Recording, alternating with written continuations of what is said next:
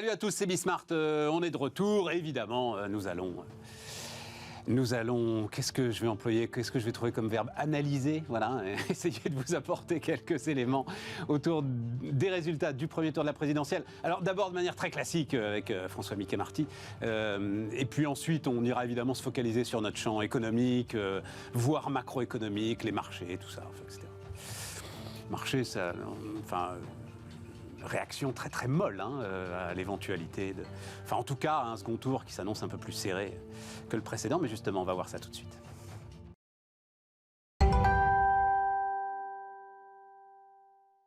Donc, on commence avec François Mickey-Marty, le président de Via Voice. Salut François. Oui, les marchés, alors on en reparlera évidemment très largement, mais a priori. En fait, mais je me dis aussi que la France, c'est trop petit. C'est compliqué. Mais justement, merci d'être là. C'est compliqué. Et que la France, à mon avis, c'est quand même trop petit pour que les hedge funds, ou je ne sais pas, ceux qui font bouger le marché, et des analystes un peu pointus. Ils t'ont pas appelé, là Pas encore, pas encore. Bon, écoute, question très ouverte. Qu'est-ce que tu retiens? Qu'est-ce qui, pour toi... Alors évidemment, l'idéal, ce serait un truc que toi, tu as remarqué et dont tu te dis que les autres n'en parlent pas assez. C'est toujours une bonne question. D'abord, bonjour Stéphane, bonjour à toutes et à tous. Non, je trouve que cette élection, puisqu'on a les résultats du premier tour, il y a deux éléments qui me frappent. Alors, le premier est assez classique, puisque tu utilisais le terme de classique tout à l'heure. Le premier élément, c'est un sentiment, sur le plan démocratique, d'insatisfaction, de sentiment selon lequel la campagne électorale n'a pas répondu à un certain nombre d'enjeux, qu'on n'a pas traité les enjeux qui auraient pu l'être, etc. Une campagne électorale qui n'a pas véritablement fonctionné et qui laisse aujourd'hui une partie des gens dans l'amertume, voire dans le ressentiment démocratique, d'autant plus qu'ils sont confrontés à un choix Macron-Le Pen qui ne leur correspond pas nécessairement. Donc tout ça soulève beaucoup d'interrogations. Moi je t'arrête juste là-dessus parce que ça c'est... me semblait classique, mais... Oui, mais moi c'est la phrase qui m'énerve. Bon. T'as 19 millions de voix d'un côté, Macron 10 millions de voix, Marine Le Pen 9 millions de voix, t'as 19 millions de voix, 20 millions de voix, ça correspond un petit peu à quelque chose quand même. Ah non, mais ça correspond tout à fait à quelque chose. Voilà, donc ce n'est pas le second tour que voulaient les Français. Mais qui dit ça? Enfin, tu vois, alors, François... Alors vas-y. C'est pas l'idée que je... Pardon, je n'ai pas été très clair dans mon propos liminaire. Non, il y a deux chiffres pour explorer ça. Il y a 10 jours, 54% des Français disaient la campagne présidentielle n'a pas véritablement commencé. Il y a 10 jours. Ouais. Parce qu'il y a toute une série de sujets, notamment les sujets liés à l'entreprise, à l'avenir de l'entreprise, etc. Pas uniquement, beaucoup d'autres, mais bon. Et l'autre sujet qui, moi, me fait beaucoup réfléchir, c'est l'idée selon laquelle il n'y a pas eu d'idée nouvelle, suffisamment pertinente, suffisamment percutante pour les années qui viennent. Voilà. On a aujourd'hui les 3/4 des Français qui considèrent qu'il n'y a pas eu véritablement d'idées neuves, et les 3/4 des Français en même temps qui sont inquiets pour l'avenir de leurs enfants, etc. etc. Donc on a... Alors c'est pas l'idée en effet... C'est vrai que le comparatif avec 2017 là est quand même frappant. En 2017 on a eu des idées nouvelles, on peut remonter, en 2007 on a eu des idées nouvelles, etc.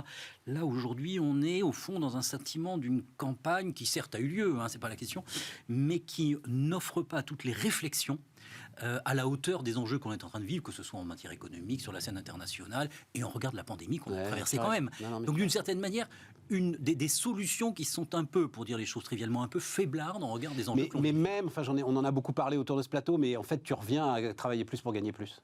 Oui, exactement. Finalement, le marqueur, mais on reparlera ensuite des retraites, mais le marqueur, en fait, c'est le slogan de 2007. Quoi. C'est vrai, c'est vrai. Et alors, le deuxième élément, vas-y, je t'en prie. Que je trouve très... Alors, qui est un peu plus délicat à évoquer, ce sont les enjeux pour lesquels les Français ont voté hier.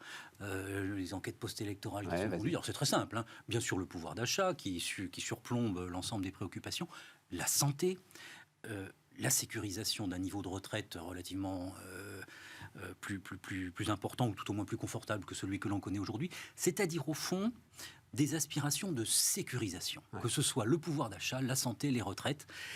Et d'une certaine manière, cette campagne-là, me semble-t-il, alors c'est d'une autre manière de dire qu'elle manque de créativité, mais à négliger totalement les aspects d'innovation. Lorsqu'on demande aux gens, dans les études qui ont été faites hier... Alors ça, innovation... Les enquêtes qui ont été faites hier, le jour du vote, les questions sur l'avenir de l'entreprise, la compétitivité, l'innovation, etc., ça arrive en 15e, 16e, 17e position. On veut un avenir français sécurisé. Alors je caricature un peu, pardonnez-moi de caricaturer, mais enfin, un avenir français sécurisé où on a le sentiment que le quotidien, ce qui est tout à fait louable, hein, sera assuré. Et je pense qu'on a sous-estimé à quel point la pandémie qu'on vient de traverser, d'une certaine manière, à donner une aspiration au confort, à la sécurité dans la vie quotidienne. Pandémie plus guerre, voilà. Effectivement. Et donc, c'est une élection qui est en total décalage, non seulement par rapport à ce à quoi on aurait pu s'imaginer en début de la première pandémie, quand on disait on va réinventer le monde, de quelle manière on réinvente le monde, les gens écrivaient des manières de réinventer le monde, et puis aussi par rapport à ce qu'on est en train de vivre, souvent dans les entreprises, à ce qu'on est en train de vivre sur la scène internationale. D'une certaine manière, on est un peu sur des aspirations qui sont des aspirations de réassurance et pas du tout des aspirations de construction du monde de demain. C'est pas lié à l'âge des électeurs, tout bêtement, François. Je suis frappé là quand on voit l'âge des électeurs de Macron, pour le coup. Emmanuel Macron, c'est par classe d'âge, donc c'est toujours un peu faussé, mais enfin, là où il est majoritaire, la seule classe d'âge où il est majoritaire, c'est post-60 ans. Quoi. Voilà. C'est vrai, et y compris d'ailleurs sur les intentions de vote de second tour, qui sont réalisées aujourd'hui, il fait plus de 66% auprès, en effet, des électeurs qui ont plus de 65 ans. Donc, d'où une promesse, un paradoxe. Et surtout, une petite promesse comme ça, en passant d'indexation de retraite sur l'inflation, hop, on va laisser peser. Et ça fait un programme présidentiel, c'est exactement ce que tu dis, c'est-à-dire qu'on est très très loin d'idées nouvelles et de dynamisme. Alors on comprend aussi sur ce point-là précisément la raison pour laquelle il porte le report de l'âge légal de départ à la retraite à 65 ans, parce que c'est une mesure qui est très appréciée par les gens qui ont plus de 65 ans, lesquels sont déjà à la retraite, et ce sont au fond les bataillons électoraux d'Emmanuel Macron. C'est-à-dire si Emmanuel Macron n'a pas les retraités lors du second tour de la présidentielle, il est dans une situation difficile. Et c'est pas la seule bien entendu, mais c'est l'une des mesures qui est les plus appréciées par les retraités. Alors, elle a eu aussi l'avantage, il faut qu'on parle, moi pardon, mais c'est le truc qui m'a scié, c'est Valérie Pécresse. La retraite à 65 ans, c'est aussi fait pour complètement siphonner ce qui peut être siphonné des voix de LR, non Oui, tout à fait. Alors, c'est vrai que le score de Valérie Pécresse à moins de 5% est sidérant, d'une certaine manière. On voit aujourd'hui les deux formations qui ont gouverné la France pendant des années, tenir des scores inférieurs à 5%. Nous, à notre âge, on a vécu avec eux, quoi. On a vécu avec eux. On n'en connaît aucune autre. Oui, c'est très juste. On est orphelin. On est orphelin. Je pense qu'il y a deux sujets. Il y a un sujet...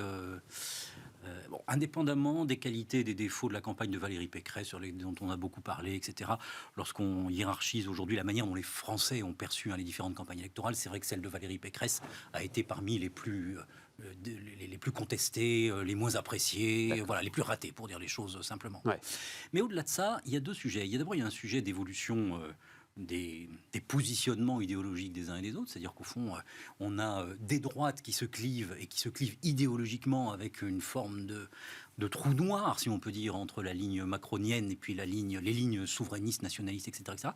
Et puis au-delà de ça, alors, si je peux me permettre, ça fait beaucoup réfléchir. Il y a une question d'effet de système, c'est-à-dire dès lors que vous avez un président sortant qui est en position centrale, qu'on le considère comme centriste, centre-droite ou de droite, enfin peu importe où vous le mettez, mais enfin globalement il est en position centrale par rapport aux autres, ça crée sur l'ensemble du système un effet d'éviction, et d'une certaine manière les oppositions qui apparaissent les plus crédibles, les plus fortes, les plus pertinentes sont des oppositions radicales. Ouais, voilà, il y a une logique de... anticyclonique. Exactement. Pratiquement, voilà. Anticyclonique. Une logique, au fond, qui fait que compte tenu du positionnement d'Emmanuel Macron, les oppositions, si on veut vraiment s'opposer... Il faut une vraie grosse perturbation atlantique, voilà, pour essayer de percer ça. Donc, on est sur, au fond, un effet de système qui double, si on peut dire, les clivages idéologiques qui sont en train de se mettre en place. Pour la petite histoire, puisqu'on parlait de nos souvenirs de jeunesse, moi, je me souviens, pendant des années, on nous a expliqué que compte tenu du scrutin majoritaire à 2 tours, etc., on a forcément 4 sensibilités politiques qui structurent le champ politique en France. Ça a été vrai pendant des années, mais sauf qu'aujourd'hui, ça ne marche plus. Mais comment ça marche plus si tu les as? Ça me surprend beaucoup, puisque justement, tu les as. Tu te retrouves avec, en gros, Macron, Le Pen, Zemmour, etc., les abstentionnistes et Mélenchon. Alors voilà, si l'on considère que les abstentionnistes, en effet, c'est la manière de retomber sur nos pieds. On n'a pas 2 formations à droite et 2 formations à gauche. Oui, d'accord, je comprends ce que tu veux dire. Plus les abstentionnistes. Voilà. D'accord. Mais je crois qu'on a un peu sous-estimé cette dimension centrifuge, où le fait que le positionnement idéologique et stratégique, d'ailleurs, d'Emmanuel Macron conduit à privilégier des positionnements plus radicaux. Mais en même temps, c'est un sujet pour toi, parce que, voilà, esprit scientifique, je fais confiance aux sondages. globalement, le siphonnage de Valérie Pécresse s'est fait dans les 3-4 derniers jours. Donc, ça a été effectivement un effet, alors pour le meilleur, pour le pire. Moi, je pense que ça nous aide à réfléchir, les sondages. Mais c'est vrai que ça a été un effet vote utile très clairement, sans doute en partie lié à la remontée de Marine Le Pen. Et c'est très juste. D'ailleurs, les sondages qui ont été réalisés hier, le jour du vote, le disent très clairement. D'ailleurs, au fond, il y a eu, d'abord on a 6-7% des gens qui disent s'être déclarés et d'avoir fait leur choix de candidat le jour en allant voter, le dimanche. Bon. Ouais. Donc ce qui est quand même pas négligeable. Bah, ouais. Et puis en effet, il y a... alors, le sujet du vote utile est très intéressant parce qu'il joue d'autant plus que les fidélités et les affinités partisanes ont tendance à s'éroder. C'est-à-dire, au fond, si vous étiez dans les années 70-80 un sympathisant, quoi qu'il arrive, voire un militant du RPR, vous votiez RPR quoi qu'il arrive. Aujourd'hui, tout ça est beaucoup plus fluctuant. Donc, vous voyez le paysage évoluer. En effet, vous voyez le risque d'une disqualification éventuelle, potentielle d'Emmanuel Macron. Vous dites qu'il faut soutenir Emmanuel Macron parce que je suis plus proche de lui que de Marine Le Pen. Oui, et puis donc parce que je ne veux pas que Marine Le Pen soit en tête à l'issue du premier tour. Donc il y a des stratégies. Chacun devient stratège. Ben oui. Alors c'est pas nouveau, mais ça s'amplifie et ça pénalise en effet des candidats qui ne sont pas bien ciblés dans cette stratégie. Regarde l'effet à gauche. Tu te retrouves donc avec cette galaxie-là invraisemblable de candidatures, dont aucun ne veut céder à l'autre, etc. Bataille d'ego, machin, j'en sais rien. Et tout à coup, les électeurs font leur choix. Et qu'on le veuille ou non, c'est les sondages qui les ont aidés à faire leur choix. Et une fois encore, ils s'en foutent peu. C'est ça, c'est 600 000 voix encore une fois, quoi, Mélenchon. Alors c'est vrai que ça joue. Donc je trouve que ça peut être vertueux, finalement. Voilà, vous n'arrivez pas à vous mettre d'accord, bon ben on va voir lequel se détache. Et nous, électeurs, on y va, quoi.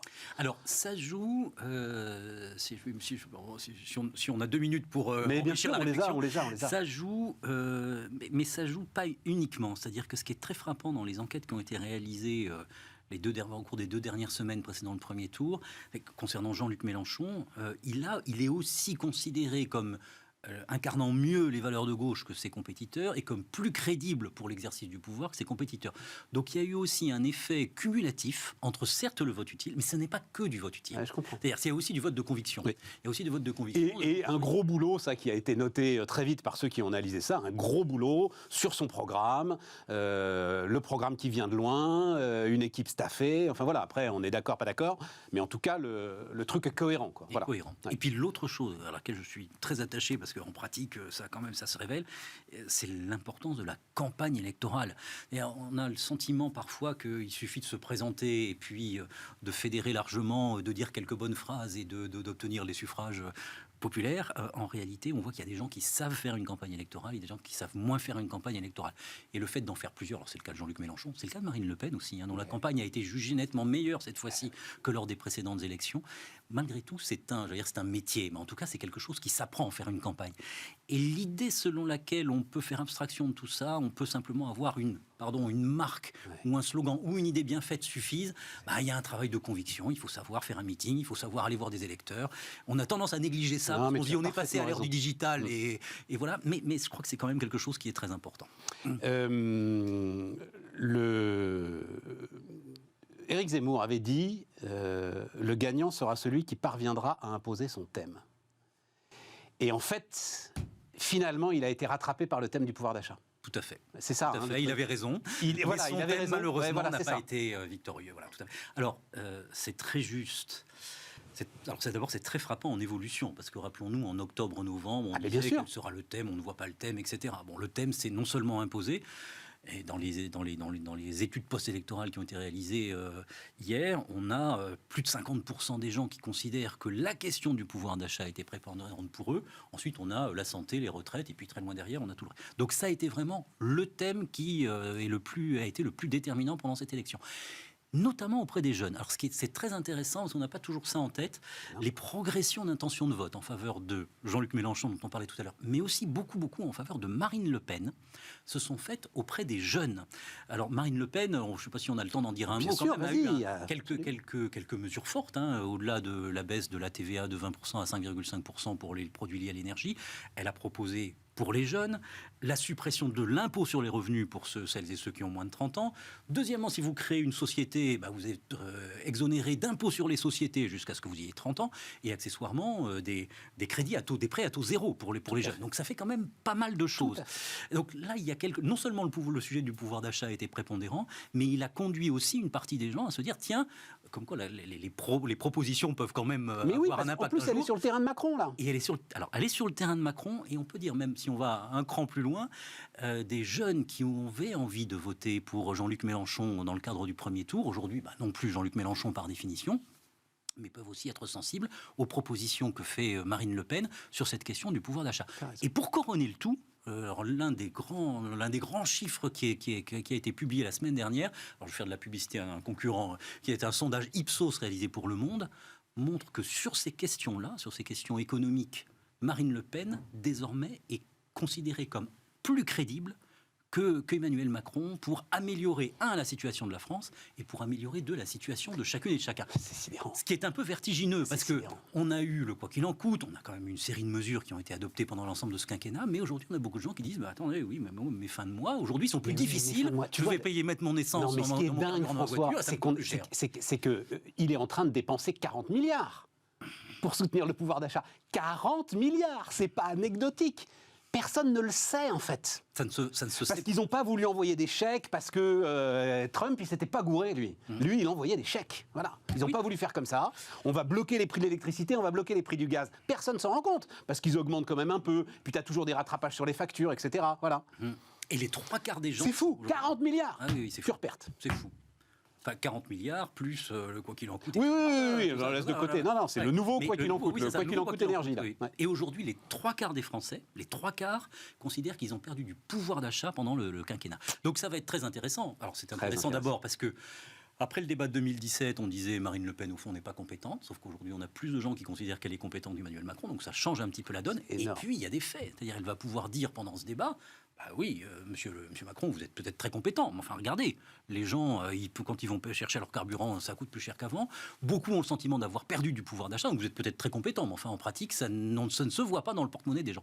Donc en effet, c'est fascinant parce que beaucoup de choses ont été faites. Et me parlez pas du coup de mon programme, parce que regardez où en est la dette après 5 ans d'Emmanuel Macron. Exactement. Là-dessus aussi, il va être coincé. Exactement. Donc, il a l'emploi pour lui.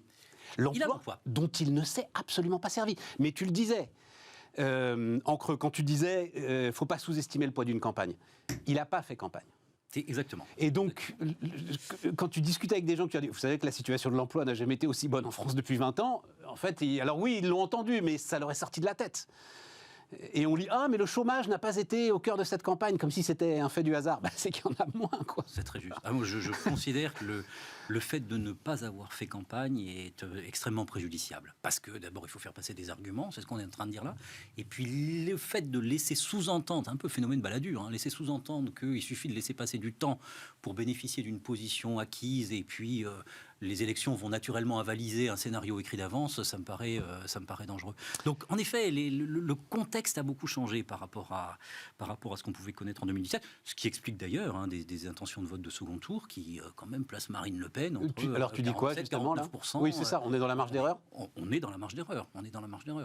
Donc, le contexte a énormément changé, à la fois en termes, bien sûr, de structuration du champ politique, de perception des uns et des autres, de bilan. Donc, en effet, tout ça donne lieu à réflexion. Et avec donc 20%, donc les électeurs de Mélenchon un peu en déshérence. Oui. Et puis des abstentionnistes, je regardais. Alors, est-ce que ça a un sens, François ? Mais c'est le truc qui m'a frappé. Les abstentions sont en fait les plus fortes dans les zones qui sont favorables à Marine Le Pen. C'est-à-dire nord, nord-est et sud-est. Ça, c'est la grande inconnue. Donc ça veut dire que si les gars se disent « Ouh là là, mais cette fois-ci, on peut peut-être y arriver », là, il y a quelque chose aussi. Oui. Et c'est là, honnêtement, que je pense personne, alors, il y a peut-être quelqu'un de très savant quelque part, mais il y a probablement, mais c'est là l'une des véritables inconnues, parce qu'au fond, on ne sait pas, et souvent les personnes elles-mêmes ne savent pas si elles vont véritablement aller voter au second tour. On parlait tout à l'heure du comportement des jeunes, les jeunes qui sont parfois des primo-votants, qui n'ont pas l'habitude d'aller voter, etc. Alors, certains peuvent se dire « Je vais aller voter », Et le jour du vote, iront-ils vraiment? On se souvient que pour les élections régionales, ça avait été préjudiciable pour les candidats RN, pour les listes RN. Et là, en effet, est-ce que les gens vont se dire il faut aller voter pour Marine Le Pen ou on peut avoir l'intention de le faire et puis le jour venant, finalement, on n'y va pas. Sauf que c'est là que tout se joue. Donc, et là, on est sur un angle mort d'une certaine manière, non pas parce que les outils de mesure seraient pas bien faits, etc., mais parce qu'on a des gens qui, dans leur fort intérieur, ne savent pas nécessairement. Des Vous pouvez d'ailleurs avoir une quoi, véritable intention d'aller voter dans 10 jours, et puis finalement ne pas le faire parce que voilà, d'autres considérations surviennent. Et c'est l'une des grandes difficultés pour Marine Le Pen. On comprend qu'elle appelle en permanence à la mobilisation, parce qu'elle a des électorats qui sont plus fragiles que les électorats un peu plus âgés, voire plus âgés, qui votent pour Emmanuel Macron. Oui, nous on y va en bus et en déambulateur. Donc. Juste pour finir, j'ai l'impression qu'on est sur une polarisation. Chirac-Jospin, il n'y avait pas cet affrontement-là. Alors, Giscard-Mitterrand, j'étais trop jeune, mais j'ai l'impression qu'il n'y a jamais eu une telle opposition frontale, viscérale, absolue entre les deux camps. Est-ce que tu partages ça C'est très juste, et c'est ce qui rend probablement le débat démocratique beaucoup plus difficile aussi. Alors, bien sûr, il y a les différences, toutes les différences idéologiques, programmatiques que l'on voit bien. Il y a des différences aussi dans la manière d'aborder la politique et de vivre la politique. C'est-à-dire qu'Emmanuel Macron, souvent d'ailleurs, y compris dans ses discours hier, Emmanuel Macron dit qu'il va expliquer les choses. Il est souvent dans une posture de pédagogie. Bon, Marine Le Pen, et ça fonctionne assez bien auprès de ses électeurs, est davantage dans une posture d'incarnation. C'est-à-dire d'une part, en disant je vous écoute, j'écoute les gens. Je comprends leurs difficultés, leurs préoccupations, et puis surtout, j'ai la prétention à incarner, avec d'énormes guillemets, le peuple français. On n'est pas du tout sur les mêmes registres. C'est-à-dire, au fond, on a une confrontation. Alors, c'est pas unique. Alors, il y a de multiples registres d'analyse, et puis on pourrait en parler très longtemps. Mais je crois que l'un des éléments majeurs, c'est au fond une confrontation entre quelqu'un qui comprend les choses et qui veut les résoudre de manière très pragmatique, et le pragmatisme peut avoir du bon, bien entendu. Et face à cela, quelqu'un qui dit, au fond, moi je comprends les Français. D'ailleurs, les tracts électoraux de Marine Le Pen portent cette phrase-là. Voter pour quelqu'un qui aime les Français, donc qui est en symbiose avec les Français, en harmonie avec les Français. Sous-entendu, il y a aujourd'hui à l'Élysée quelqu'un qui ne comprend pas les Français, qui est un peu hors sol. Et donc ça multiplie les clivages. Il y a un clivage idéologique, bien sûr. Il y a des clivages sur l'Europe, il y a des clivages sur l'économie, bien entendu. Et des clivages de personnes, mais aussi des clivages concernant le rôle de la personnalité, en l'occurrence Emmanuel Macron ou Marine Le Pen, face à la France et face aux Français. Tout ça, d'une certaine manière, ne se correspond pas, et donc le dialogue est extrêmement complexe. Tout à fait. Merci François. Merci beaucoup. Et on se retrouve dans 15 jours. Avec grand plaisir. Et nous, on va continuer Bismart.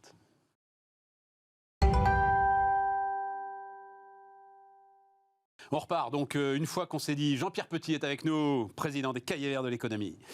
Donc, une fois qu'on s'est dit, c'est quand même chaud bouillant. Je disais tout à l'heure, parce que réaction de marché. Alors, on va en parler, parce que tu as écrit, toi, tu as réfléchi aux réactions de marché face à l'hypothèse Le Pen.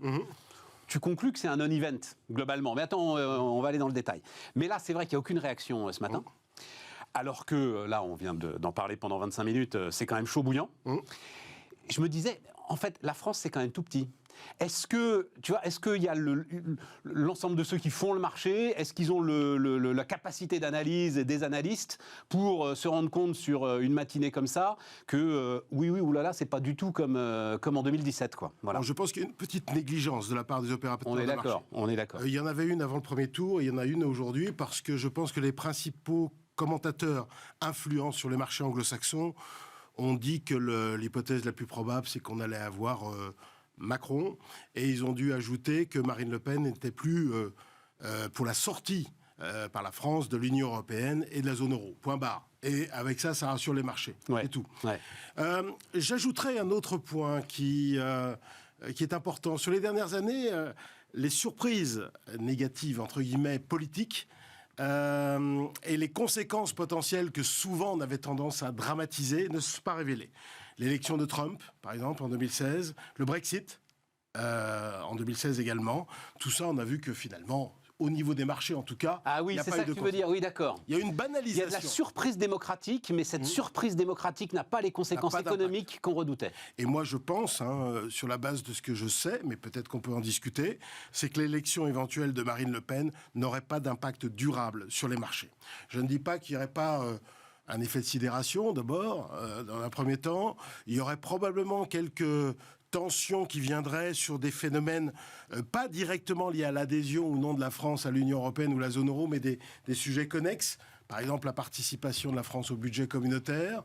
Elle a participation de la France au budget communautaire, elle a contrôle des marchandises aux frontières, elle a hiérarchie des normes à la polonaise, voilà, c'est-à-dire la Constitution française et la justice française supérieure à la Constitution européenne et à la justice européenne. Elle a évidemment une revue de fond en comble de Schengen, enfin tout ce qui est migrants, identité nationale, etc. Oui, mais elle a des alliés en Europe. Elle a mais voilà, mais bien sûr. Elle a des alliés et elle a le courant des idées qui est favorable à Le Pen, ou d'une manière générale au courant souverainiste en Europe.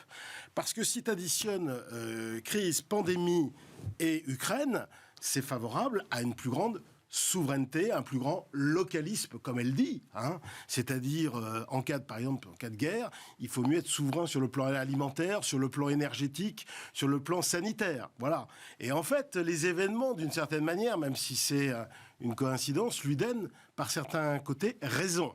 Et donc, ce courant d'idées chez les dirigeants d'Europe centrale, ou chez même beaucoup de forces d'opposition dans les pays d'Europe occidentale, favorise, en quelque sorte, un comportement plutôt accommodant des marchés financiers. Ouais. Voilà.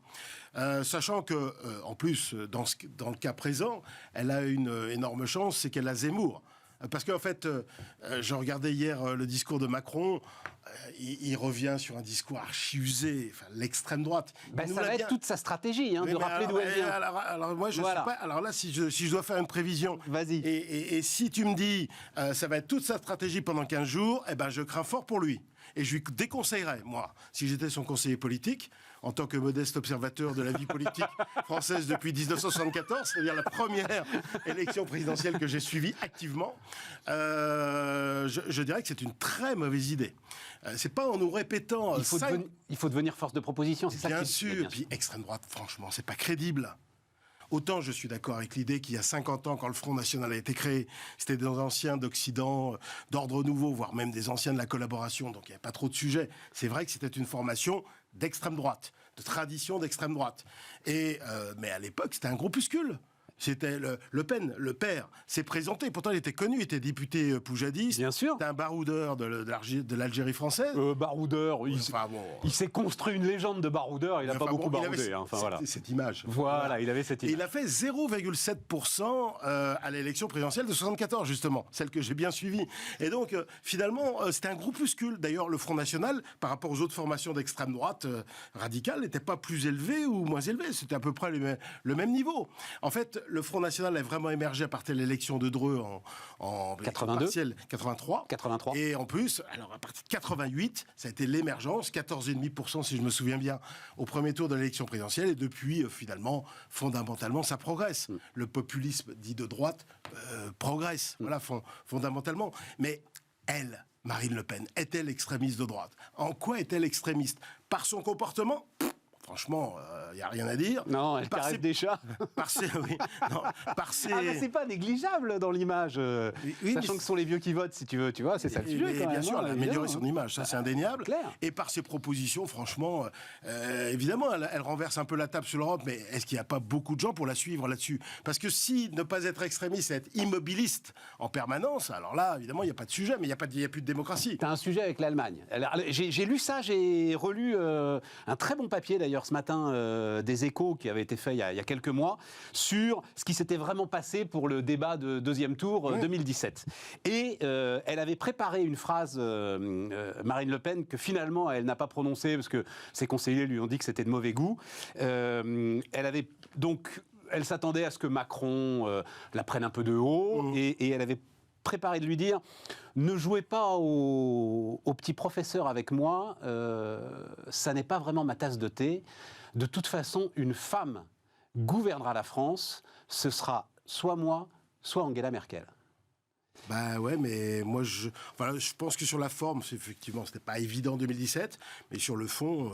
Et donc, dans les relations avec l'Allemagne, quand même, tu sens qu'il va y avoir de la tension, là. Elle va pas faire le voyage de Bonn, enfin, peut-être qu'elle va le faire, j'en sais rien, mais... Si, elle va le faire. Justement, elle va le faire. À la question qui lui a été posée à la toute fin de la semaine, là, sur RTL, elle répondait pas ça. Non, mais elle va le faire quand même, malgré tout. Justement pour répondre aux critiques là-dessus. Parce que l'Allemagne évolue, et on l'a déjà souvent évoqué ensemble. Et puis alors, évidemment, la guerre d'Ukraine renforce la position, enfin l'évolution fondamentale de l'Allemagne. Enfin, franchement, l'Allemagne qui double ses dépenses de défense, qui va très probablement accepter la fin des règles du pacte de stabilité tel qu'il existait, fondamentalement, voilà. L'Allemagne dont toute la stratégie, justement, sous Angela Merkel, s'est révélée être un échec flagrant. Et la dépendance énergétique à l'égard de la Russie, en offre une illustration tellement évidente que c'est même pas la peine de trop développer. L'Allemagne s'est opposée à tous les projets d'ailleurs, projets de constitution d'une stratégie européenne dans le domaine de la défense, dans le domaine industriel, dans le domaine technologique. Elle s'est toujours opposée à cela. Et ses positions unilatérales ont été une catastrophe sur le nucléaire, sur les migrants, etc. Donc elle aurait pu dire ça. Moi ça ne m'aurait pas choqué d'une certaine manière. En tout cas, aujourd'hui, elle est en position de force. C'est ça la réalité des choses. Et Macron s'est gouré en plus au premier tour. Il a visé le peuple de droite. Il a dit... Et avec succès, Valérie Pécresse, oui, mais de Pécresse. Oui, mais sauf que celui qui va tenir véritablement l'opérateur opérationnel du deuxième tour, c'est l'électorat de gauche, qui est plus élevé que ce qu'on pensait, puisque toutes les forces de gauche, c'est 32%. C'est peut-être pas la majorité, mais c'est quand même beaucoup plus que ce que les sondages prévoyaient. Et avec sa réforme des retraites, son RSA, etc., il s'est adressé plutôt au peuple de droite. Maintenant, il va devoir s'adresser au peuple de gauche. Ça va être quand même beaucoup plus compliqué, parce que sur les retraites, là, par exemple, il ne peut pas revenir en arrière. Ah bah j'espère pas. Non, mais sinon, il manquerait plus que ça. Non, mais il perd en crédibilité. Donc il est un peu piégé. Et puis surtout, par rapport à 2017, il est comptable d'un bilan. L'aspect novateur de la personnalité, le fait que c'était un jeune homme qui n'avait même pas 40 ans, il avait 39 ans, c'était un nouveau, etc. Tout ça, ça joue pas. Là, il a son bilan dont il doit rendre compte en face de sa principale opposante et qui, elle, va jouer à fond toutes les oppositions au macronisme. Oui, mais il peut en rendre... Alors moi, on en parlait, continuons cette discussion. Je suis sidéré. Mais en même temps, il n'a pas fait campagne. Bon voilà, c'est de sa faute. Mais il peut en rendre compte de son bilan quand même, sur l'emploi, sur le chômage, sur ce qui est quand même le cœur. On dit, on n'en parle plus. On n'en parle plus parce que la situation s'est améliorée. L'emploi des jeunes, le chômage des jeunes, tout ça s'est magnifiquement amélioré quand même. Il peut en rendre compte. Alors, là, je suis d'accord. Sauf qu'il y a un problème. C'est qu'il faut convaincre les gens. Moi, je reprends si tu étales les statistiques de l'INSEE en face de Marine Le Pen durant le débat, il va y avoir un problème. Ouais. Parce qu'il y a le ressenti, tu sais bien, là, je reviens pas là-dessus, mais le ressenti est très différent. Parce que la répartition des efforts n'est pas égale à la moyenne. En gros, les premiers déciles, ceux qui gagnent le moins, subissent à fond la hausse du prix de l'énergie ou de l'alimentaire. D'accord, mais le chômage... Le chômage s'est amélioré. Baissé. Oui, et puis le pouvoir d'achat a été maintenu, tout ça, oui, d'accord. Mais est-ce que ça suffit pour tenir ce discours purement macro? Ça m'étonnerait.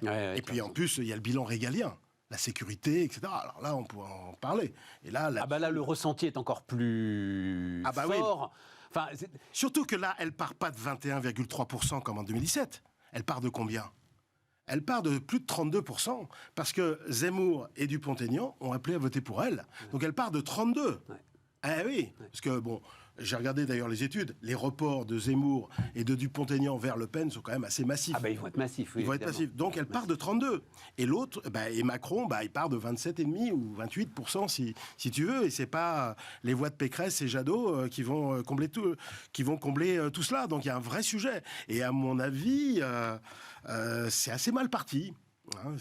Toi, tu penses que... Je pense que, globalement, je le disais François nous disait tout à l'heure, le sujet, et c'est un trou noir, il dit, il n'y a pas d'institut de sondage qui vous donneront la réponse, c'est les abstentionnistes. Parce que tout dépend du taux d'abstention. Voilà, comportement des abstentionnistes, notamment, je le disais, dans des zones qui sont a priori plutôt des zones favorables à Marine Le Pen, c'est-à-dire le nord, le nord-est et le sud-est. Voilà.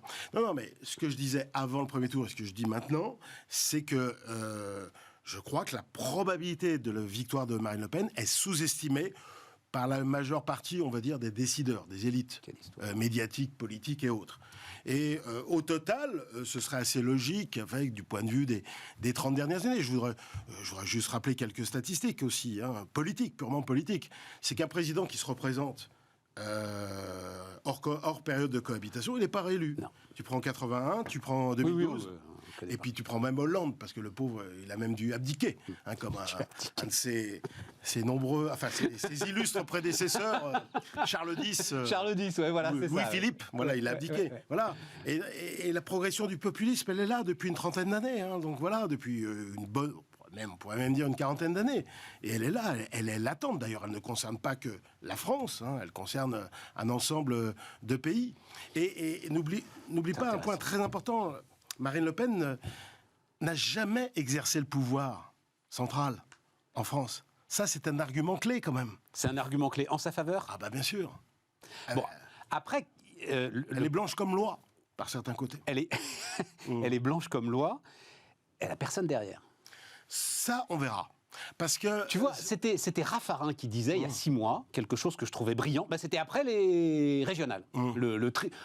Quand LR s'est cru à nouveau un grand parti français. Et Raffarin disait, LR n'a pas de leader, Macron n'a pas de troupes. Voilà. Et donc, il fusionnait les deux, et on avait le gouvernement du cercle de la raison. Avec Marine Le Pen, ça marche moins bien, quand même. Si tu peux me permettre, je pense que c'est une vue statique. Car sa victoire le 24 avril amènera des ralliements assez massifs. Des républicains... C'est ce qu'elle dit, d'ailleurs. Des républicains... évidemment des troupes de Dupont-Aignan, évidemment des troupes de Zemmour. Enfin, ça fait pas un gouvernement, ça. On verra. Et puis, n'oublie pas aussi... Ce qu'elle dit aussi, c'est, vous en connaissiez combien des ministres de Macron dans son premier gouvernement ? Elle n'a pas tort, à part Bruno Le Maire. Et il y a toute une série de hauts fonctionnaires, moi j'ai lu, je ne sais pas plus, de hauts fonctionnaires qui, évidemment, travaillent en complète. Dans l'état profond. Voilà, qui semblent travailler de façon anonyme pour Marine Le Pen et qu'on va découvrir à cette occasion. L'attirance du pouvoir. Alors, moi je dois dire, je dirais surtout pas qui c'est, mais il se trouve que lundi dernier, oui, il y a exactement une semaine, je réunissais, comme j'ai la chance de pouvoir le faire de manière totalement confidentielle, une quinzaine de grands patrons. Tous, c'était... même pas mal, quoi. Si c'est elle, on fera avec elle. L'Amérique a exactement ce que tu disais. L'Amérique a digéré Trump. Le système digérera Marine Le Pen. Je m'excuse, mais sur l'Amérique, les chefs d'entreprise américains ont plutôt bénéficié de Trump. Oui, en plus. Mais parce qu'il avait, lui, une politique ultralibérale qui est à l'opposé de celle de Marine Le Pen. C'est très important ce que tu dis. Vas-y. Avec qui va-t-elle gouverner ? Parce qu'il y a les élections législatives ensuite. Ouais. Et ça, c'est fondamental. Ouais. Et là, pour se faire élire, évidemment, elle va faire appel, évidemment, au sentiment patriote de gauche, patriote de droite, d'ailleurs, ni droite ni gauche. Mais pour les élections législatives, les ralliements, ils viendront d'où ? Des Républicains, de Zemmour et de Dupont-Aignan. Donc des forces plutôt de droite. Et de droite libérale, si c'est Zemmour, effectivement. Oui, d'une manière générale, mais même, et des autres Républicains. Parce que les Républicains qui sont proches de Le Pen, comme Ciotti. Non, mais Ciotti ne parle jamais d'économie, je suis incapable de savoir ce qu'il pense de l'entreprise. Non, mais je pense que sur le plan économique, il est quand même plus proche de la droite que de la gauche. Oui. C'est pas avec ces gens-là qu'on va augmenter le taux d'IS, qu'on va augmenter le taux de prélèvement sur les dividendes, je ne sais quoi. On va remettre en cause... Les dividendes, je ne sais pas, mais le taux d'IS, oui, sans doute. Enfin, les réformes de Macron, ça m'étonnerait. Honnêtement, ça m'étonnerait. Alors... avec une hypothèse aussi non négligeable, c'est parce que l'élection de Marine Le Pen comme présidente, ça redonne toute sa noblesse et toute sa force aux élections législatives. Avec cette formation, parce qu'il y a Reconquête maintenant. Il y a le Rassemblement National, il y a les Républicains, les Socialistes, les Écologistes, France Insoumise, etc., etc. Donc avec des règles absolument, il ne faut jamais oublier, parce que le taux d'abstention sera très important aussi. Pour les élections législatives. Pour être présent au deuxième tour, il faut avoir fait 12,5% des inscrits au premier tour. Des inscrits. Alors pour les instituts de sondage, autant dire que là, c'est mission impossible.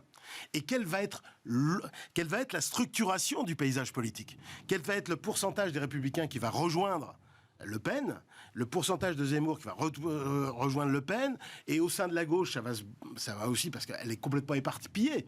Et le problème de Mélenchon, moi je trouve que là, la gauche a fait un bon score hier, globalement par rapport au sondage, mais le problème de la gauche, c'est qu'elle est gouvernée par Mélenchon, et ça me rappelle, même si j'y étais pas, les années 50, 60 et 70, où le problème de la gauche, c'était le fait que le Parti communiste était devant la SFIO. Oui. Puis ensuite, le Parti socialiste en 71. Et donc servait de repoussoir Ben absolu voilà. à tous t'as ceux pas, qui... entre 45 et 81, tu as eu une expérience avec Mendès France, d'ailleurs sans les communistes, qui a duré 7 mois, et tu as eu Guy Mollet, mais qui a duré quelques mois, quoi. Voilà, c'est tout. 56 Guy Mollet, c'est ça? Oui, Ouais. voilà. Et encore, c'était pas vraiment... 56, 57. Voilà. C'est lui qui envoie la troupe en Oui, Algérie, et puis c'est dire en plus. complètement plombé Voilà, par la... Voilà. En fait, C'est dire s'il était de gauche, le gars. T'as pas eu de gauche. En fait, t'as pas eu de gauche entre 45 et 80 à cause de ça. Donc ça, c'est un vrai problème pour la gauche.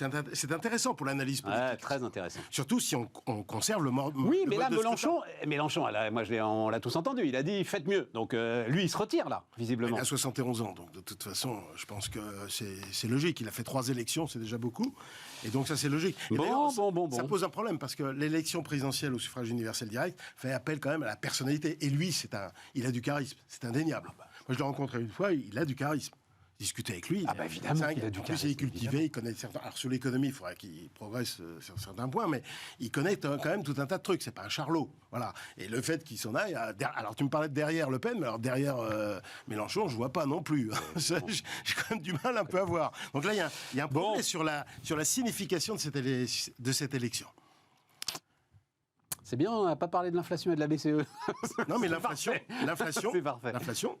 Et Marine Le Pen en a bénéficié. La thématique du pouvoir d'achat. J'ai déjà dit tout à l'heure, mais j'en reparlerai moi pendant toute la semaine. Ce que je trouve complètement dingue, c'est qu'on dépense 40 milliards d'euros pour bloquer les prix de l'énergie. Que j'ai l'impression que personne ne le sait, en fait. C'est pour ça que Il a tout foiré là-dessus, mais c'est dingue. Mais les investisseurs, les décideurs qui disent que si Marine Le Pen l'emporte, c'est la catastrophe financière, etc. T'as raison. Mais ça ne vaut pas. Ça ne vaut pas parce que ça fait 3 ans qu'on vit sous le quoi qu'il en coûte permanent. Il avait commencé avec les gilets jaunes. Alors avec la pandémie, ça a explosé. Et puis là maintenant, l'inflation, puis la guerre d'Ukraine et ainsi de suite. Incontestable. Et voilà, c'est un argument. Et le dernier truc qu'a sorti Macron, c'est l'indexation des pensions de retraite sur l'inflation. Donc voilà. c'est reparti. Et puis il a même repris la phrase de Besancenot, nos vies valent mieux que leur profil. Bon, là, il ferait bien de se calmer un peu là-dessus parce qu'il y a un problème de crédibilité après. Qu'est-ce que c'est intéressant. On s'ennuie pas. On s'ennuie pas. Bon, on se revoit dans 15 jours. Oui. T'as fait un pronostic là. Pour moi, t'as fait un pronostic là. Oui, si tu veux. Enfin, on verra. Je prends pas un pari, si tu veux. Ce serait ridicule. Ça se joue. Tu dois continuer à avoir une grosse cote quand même, à mon avis là. Oui, je pense. Mais je pense que c'est sous-estimé. Non, mais voilà. C'est très convaincant. On termine Bismart.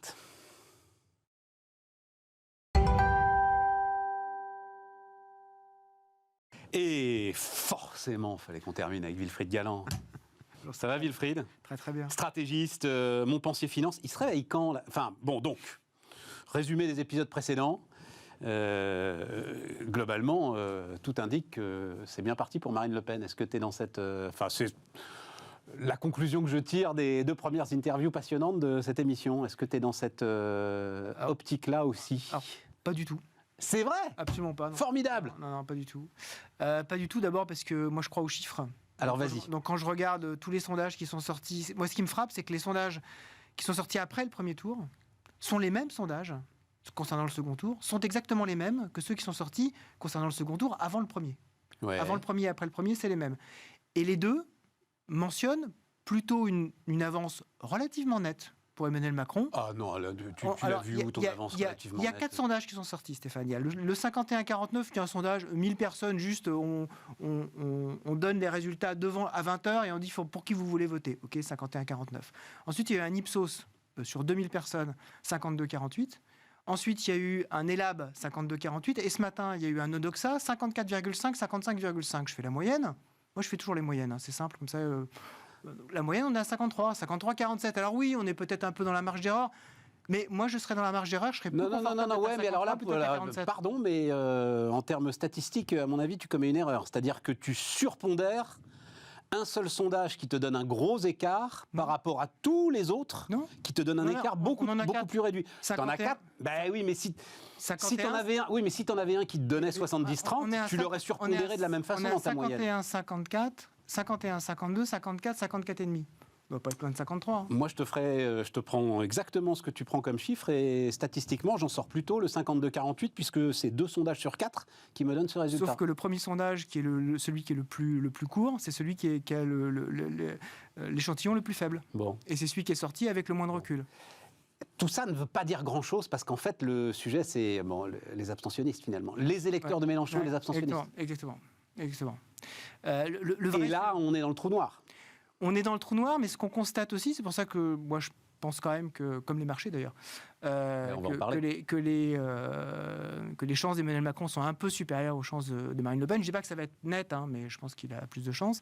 C'est que ce qu'on constate, c'est que le Front républicain, il est toujours là.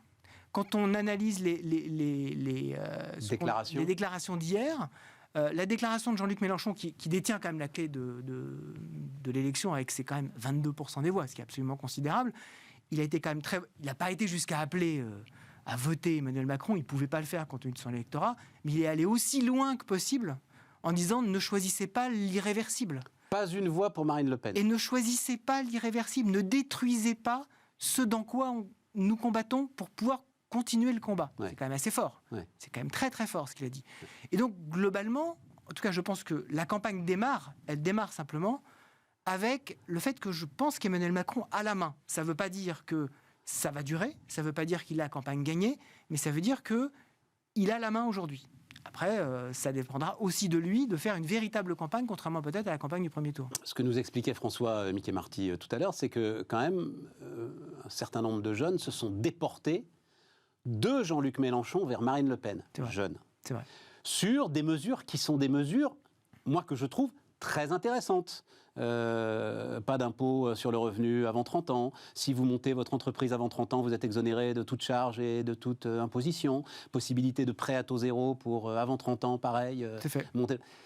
Tu vois, sur le terrain sur lequel devrait être d'ailleurs peut-être le président de la République. Toute la question, ça va être dans les équilibres de force qui vont avoir lieu, c'est est-ce que la mobilisation de cet électorat en faveur de Marine Le Pen sera supérieure à la mobilisation de l'électorat qui va voter contre Marine Le Pen et en faveur d'Emmanuel Macron. C'est tout le paradoxe de ce deuxième tour et tout le problème qu'on va avoir dans les jours et dans les mois et dans les années qui viennent. C'est que c'est une élection de nouveau contre.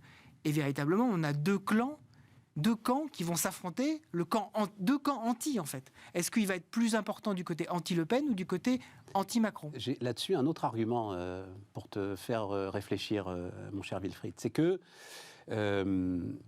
Le Pen, aujourd'hui, pour nous, ça veut dire quelque chose. Parce que on a l'histoire du père, finalement, et le nom porte l'histoire du père. Ouais. Sauf que nous, notre classe d'âge, elle a, ça y est, déjà massivement voté pour Macron. Il ne pourra pas aller chercher... C'est vrai.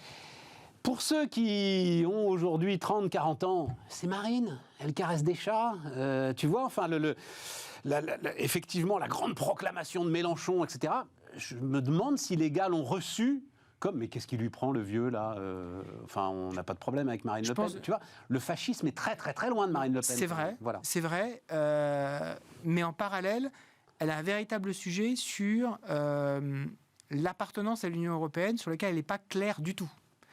Or, c'est une génération qui est quand même assez attachée à la possibilité d'aller dans les autres pays, de continuer à avoir l'euro, d'être quand même dans un Il n'y a pas d'ambiguïté sur l'euro. S'il y a une ambiguïté sur l'euro... Alors, vas-y, dis-moi. Quand on regarde le programme de Marine Le Pen, deux choses. D'abord, elle dit le droit national est supérieur au droit européen. Et donc, mécaniquement, ça fait sortir la France de l'Union européenne. Alors, mais comme les Polonais, ils ne sont pas sortis de l'Union européenne. C'est marrant, ils ont le jeté. Oui, mais tu m'as dit l'Union européenne. Ouais, mais le problème des Polonais, c'est qu'en fait, on peut accepter des coups de canif dans le contrat. C'est pas grave, ils ne sont pas intégrés au point d'avoir l'euro. Pareil pour les Hongrois. Viktor Orban est réélu. C'est un coup de canif, on ne va pas faire sauter l'Union européenne pour ça. En revanche, dans le cadre d'une union monétaire, c'est inacceptable. Dans le cadre d'une union monétaire, dire je m'abstrais des règles communes, mais je veux garder la monnaie. Ah bah oui, moi aussi, je suis d'accord. Moi, je veux bien garder la monnaie des Allemands avec mon propre programme qui veut dépenser sans aucun contrôle. Pour toi, c'est incompatible, cette histoire de hiérarchie des normes. C'est incompatible. Et d'appartenance à la zone euro. C'est incompatible. Soit elle recule, et auquel cas, il n'y a pas de problème. C'est mon scénario. C'est-à-dire que si elle est élue, je pense qu'elle finira par reculer. Mais il y a cette grosse ambiguïté, et cette ambiguïté, elle est en train de véritablement être mise en lumière, en disant, est-ce que vous êtes réellement sûr que le programme qu'on vous propose, c'est un programme qui met tout carte sur table. Aujourd'hui, tout n'est pas carte sur table, en tout cas dans les conséquences in fine de ce programme. Donc, c'est pas un peu technique ça comme truc? En même temps, je suis en train de réfléchir effectivement à Macron préparant un argument pour dire vous sortez de la zone euro, lui répondant mais vous inventez des textes qui n'existent pas, Monsieur Macron, je vois pas pourquoi on ils existent. sortir de la zone euro. Tous les textes existent. On ne peut pas remettre en cause la hiérarchie des normes sans remettre en cause son appartenance. C'est le traité de Lisbonne. Le traité de Lisbonne, c'est clairement la hiérarchie des normes. C'est l'Union européenne, le droit national. On a beau faire passer tous les référendums qu'on veut, ça ne changera pas, sauf à remettre en cause notre appartenance à l'Union européenne. Et quand j'entends effectivement Marine Le Pen dire, et ses porte-parole dire on va renégocier, toutes les renégociations, ce n'étaient pas des pays membres de la zone euro. On en revient toujours là. Ouais. C'est-à-dire que l'intégration extraordinairement forte via cette union monétaire nous donne des contraintes qui sont très fortes. On peut le regretter. On peut vouloir s'en écarter. D'ailleurs, quand les marchés, la semaine dernière, en toute fin de semaine, commençaient à dire il y a quand même un risque, le prix du risque était en train de monter gentiment, en disant ok, vous pouvez choisir ce programme qui est un programme plutôt de rupture. Le prix à payer, on est en train de le faire monter gentiment. Le prix à payer en termes de refinancement de la dette française, le prix à payer en termes de prix de l'euro, c'est pas grand-chose, le prix de l'euro. C'est juste le fait qu'on va payer notre énergie plus cher. Oui. C'est pas grave pour les électeurs de Marine Le Pen. Là, il y a un effet là sur l'euro ce matin. L'euro a légèrement remonté. Légèrement augmenté. Il est légèrement remonté parce qu'il voit Macron. Ah oui, d'accord. Voilà, voilà c'est ça. Dès les résultats à 20h. C'est parce que c'est toi qui les informes et toi tu as dit c'est ça, c'est à cause de toi qu'on va avoir, c'est à cause de toi qu'on va avoir un réveil douloureux dans 15 jours. Enfin, en tout cas sur les marchés. Si jamais ce scénario, qui pour moi n'est pas un scénario central, pour toi c'est un scénario central. Non. Quand tu regardes sur la construction européenne, effectivement, tu as cette espèce de renégociation I want my money back, etc. Ouais. Et ça, tout le monde l'a vu. Tu as contrôle des frontières aux marchandises, renégociation de Schengen sur les migrants. Il y a effectivement cette histoire de hiérarchie des normes. Mais moi, je suis assez d'accord avec toi. J'ai l'impression, je l'ai déjà dit, l'Union européenne, c'est le truc sur lequel on peut raconter n'importe quoi, assez simplement, en fait. C'est tellement complexe, c'est tellement à tes électeurs, je veux dire, tu vois. Et puis ensuite, rien ne se passe comme prévu, c'est pas grave, c'est jamais dans un bilan. Je pense qu'aux électeurs, t'es jamais comptable de ça. Aux électeurs cœur de Marine Le Pen, ce sujet-là et le sujet de sa proximité avec Vladimir Poutine n'est pas un vrai sujet. Ça glisse sur cet électorat sans aucun problème. Pour rassembler 51% des voix. C'est comme en microéconomie, le pourcent marginal est de plus en plus dur à atteindre. Donc atteindre 47%, c'est pas très très très difficile. Ce qui est dur, c'est d'atteindre 50,01. Ça, c'est difficile. Aujourd'hui, peut-être que dans 15 jours, ce sera différent. Je pense que c'est pas le scénario que je privilégie. Mais tout est possible dans cette campagne. Qu'est-ce qui t'intéresse d'autre? Enfin, est-ce qu'il y a, je ne sais pas, le naufrage de Valérie Pécresse je ferai, dans la semaine, je le dis juste d'un mot, mais dans la semaine, je ferai un sujet management. Oui. Parce qu'il va falloir, après une telle raclée, il va falloir aller diriger la région Île-de-France quand même. Alors, il y a la mairie de Paris pour Anne Hidalgo, c'est pas simple, mais alors la région Île-de-France, c'est très compliqué. C'est 5 milliards de... Voilà, c'est un vrai gros truc. Quand même. C'est un vrai gros truc. Non, mais moi ce qui me frappe, c'est que le thème principal... De tous les grands candidats qui ont bien marché, même ceux qui n'ont pas très bien marché d'ailleurs, c'est le thème de la souveraineté. Et chacun y met, on en a déjà plusieurs fois parlé ensemble, chacun y met ce qu'il a envie d'y mettre. Mais tout le monde dit avec moi vous serez plus souverain. C'est-à-dire, en fait, avec moi, vous serez plus indépendant. Avec moi, vous aurez la possibilité vraiment de vous affirmer. On va parler à Marine Le Pen, c'est ça. Mais c'est via... En fait, c'est les sédentaires contre les nomades. C'est-à-dire, je mets la clôture autour du village et je mets mes filles des caravanes qui viennent me vendre des choses et qui viennent me polluer. Ouais. Emmanuel Macron, je dois au contraire avoir des routes qui soit le plus fluide possible et qui m'emmène le plus de marchandises vers chez moi et en dehors de chez moi pour avoir cette puissance commerciale qui me permet d'être très fort. Et puis Jean-Luc Mélenchon, c'était une espèce de mélange entre les deux. Regarde, Wilfried, ça c'est super intéressant. Il y a 5 ans, tu pouvais dire, en gros, il y a un optimiste contre une pessimiste. Ouais. Là, c'est pas aussi simple. Non, C'est mais pas aussi simple. c'est vrai. Non, mais tout à fait. Elle a des aspects très volontaristes dans son programme. On a parlé des jeunes tout à l'heure. Il y a des choses qui sont vraiment, pour le coup, des choses qui peuvent porter Complètement. de la croissance, de l'enthousiasme, enfin quelque chose de positif. Complètement. Tout le problème du programme de Marine Le Pen, c'est que quand on le regarde, en fait, les aléas à ce programme-là ne sont jamais quantifiés.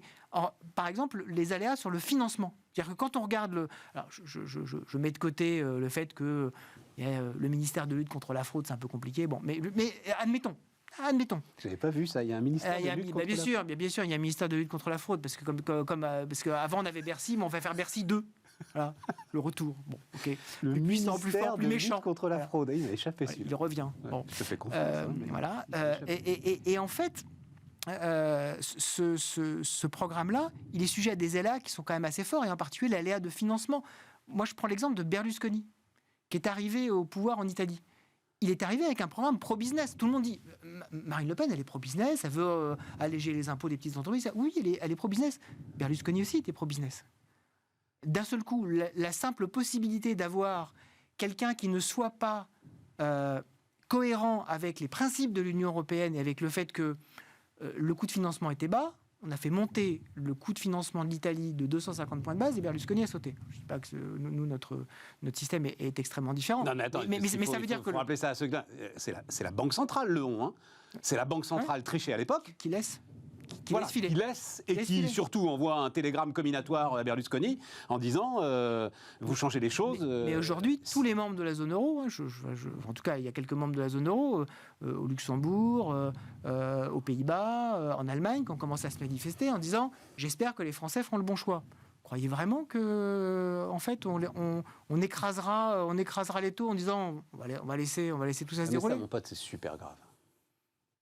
C'est le prix à payer. En fait, non, c'est le prix à payer. Ça, c'est une. Non, mais non, si Stéphane. ça se passe, c'est une rupture, mais. C'est le prix à payer.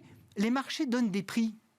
On n'est pas dans le monde des bisounours. Non mais arrête, enfin, les marchés donnent des prix. Encore une fois, on est en train de dépenser 40 milliards sur 6 mois pour bloquer les prix de l'énergie. Mais faut être sérieux quand même. tout le monde le fait. Non, tout le monde le fait pas. Non, tout le monde le fait pas. mais- Les Allemands, ils sont en train de. Les Allemands le font pas, mais maintenant les Espagnols vont le faire, les Italiens vont le faire. Donc à partir du moment où les Espagnols, les Italiens, les Français vont le font, effectivement, ça devient une norme. Quand vous êtes tout seul, La ça n'est pas une norme. CDU convoque le Conseil constitutionnel parce que un petit peu de l'argent de la pandémie ne va pas servir mais à c'est la CDU. soigner la pandémie. On le sait très bien, très bien. Donc ils le font pas. Mais si tous les pays de la zone euro, du sud de la zone euro font la même chose, ça devient relativement accepté. Si on a un aventurisme budgétaire d'un seul pays qui en plus veut remettre en cause la hiérarchie des normes, mais il n'y aura aucune Et qui est la pitié. deuxième économie de la Mais zone euro. aucune pitié. En disant, vous voulez faire ça? Vous voulez être très libre? Vous allez juste être plus pauvre. Mais vous serez plus libre, mais plus pauvre. Est-ce que vous êtes sûr de vouloir payer ce prix-là? Ce mécanisme-là se mettra en place très vite. Très très vite. Tu sais, c'était quand? Vendredi ou jeudi, je sais plus, la dernière interview, je l'ai entendue. La question lui a été posée. Sa réponse, c'était non mais arrêtez. Ah oui, donc la mer se retire, la bien terre sûr, tremble, normal, c'est normal, c'est les normal. sauterelles. Elle dit ça ne marche plus. C'est ce que les tenants du Brexit appelaient le projet peur. Ouais, voilà. Arrêtez de vendre le projet peur. Elle Et en l'occurrence, ils ont eu raison, elle est totalement dans ce rôle. les tenants du Brexit. Totalement. Il n'était pas du tout dans une union monétaire intégrée. Quand on est dans une union monétaire intégrée, il faut accepter d'en payer le prix. Il faut accepter d'en payer le prix. Il faut des alliés. Aujourd'hui, Marine Le Pen, elle n'a pas d'alliés dans cette union monétaire. Elle a des alliés à l'extérieur. Hein. Je pense que la Pologne, je pense que la Hongrie serait tout à fait prêt à lui donner un petit coup de main sur un certain nombre de choses. Déjà, dans sa campagne, c'est quand même la Hongrie qui l'a financé. Mais sur le reste, pour l'instant, elle n'a pas d'alliés. C'est pas Mario Draghi qui va venir à sa rescousse. Bon, les amis, tout ça est formidable. Et on se retrouve dans 15 jours. Avec plaisir. Hein, voilà, on a le même casting dans 15 jours et on reprend nos débats demain. À demain.